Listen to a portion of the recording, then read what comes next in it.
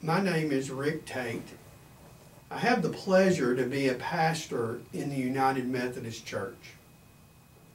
I'm now in my 22nd year of ministry. I'm grateful that this denomination has afforded me the privileges and responsibilities of serving God and my neighbor in ministry. I entered the ministry because I love Jesus. I love Him even more as I see Him in the faces of my gay, lesbian, bisexual, and transgender brothers and sisters.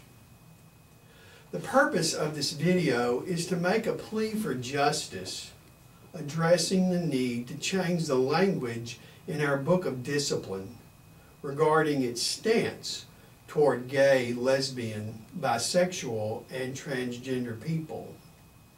For me, it has become a moral issue based upon the immorality of injustice regarding this neglected and misunderstood community. I grew up in Greenville, Texas during the 1960s. Greenville is located in North Texas in the Blackland Prairie, an area steeped in Southern history where cotton was king.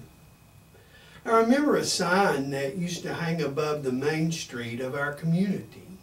Although some deny the connotations of that sign, I believe the underlying message was quite clear. Welcome to Greenville, the blackest land and the whitest people. Growing up in Greenville at this time made great impressions on me as a white boy living in basically a segregated community. I remember my worldview changing over time as I observed the civil rights movements taking place in our country. My prejudices began to dissipate as I learned, really not until college, that black people were individuals with unique personalities and hopes and dreams just like all people, each one a unique creation in the image of this invisible God we worship, who is spirit and who must be worshiped in spirit and in truth. This video is about truth. Truth revealed, truth hidden, truth denied, truth exposed behind the mask. Jesus said, "If you hold to my teaching, you are really my disciples. Then you will know the truth, and the truth will set you free." I remember a poem I read in undergraduate school written by Paul Laurence Dunbar, a poem that describes the struggle for African Americans in our country, and yet the truth of this poem rings deeply within the DNA of the GLBT community. We wear the mask that grins and lies. It hides our cheeks and shades our eyes, this debt we pay to human guile.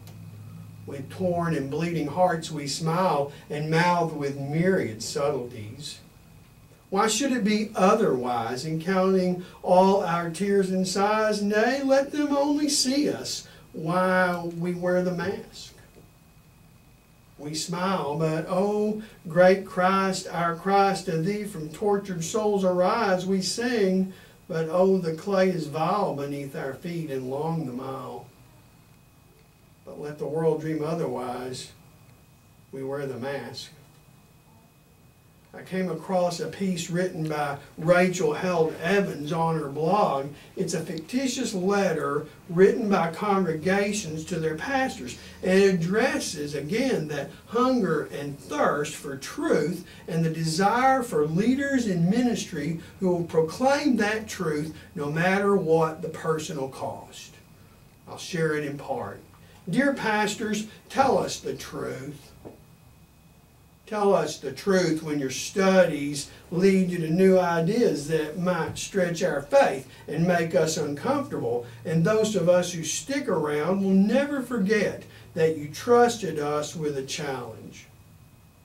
Tell us the truth when your position is controversial, and we will grow braver along with you.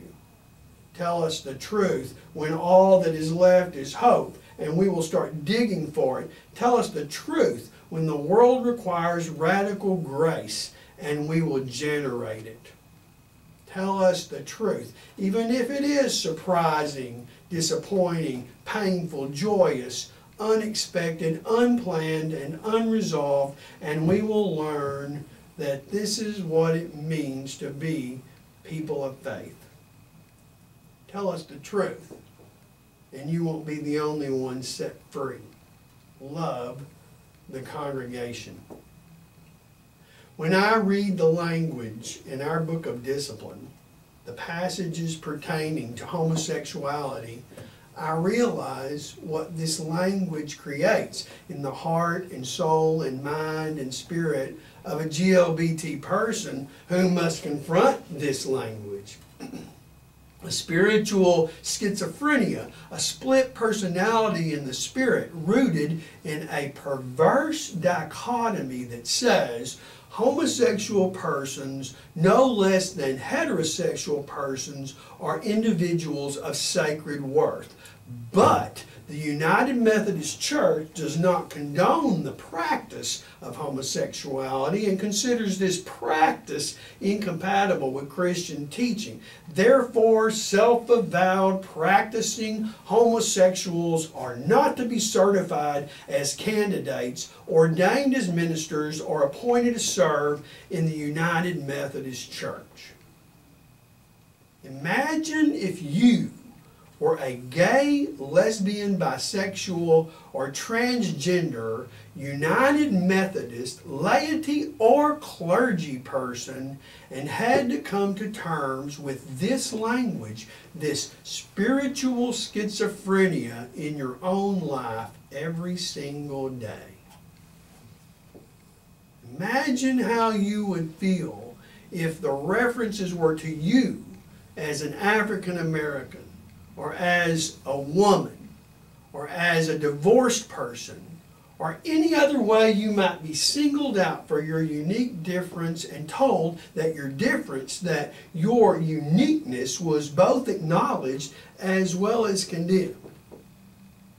Imagine how it must feel to walk this earth inside the skin of a GLBT person, walk around in it, think about it, the double standard, the inconsistency, the hypocrisy. It is a moral issue based upon the immorality of injustice. But let justice roll on like a river, righteousness like a never-failing stream.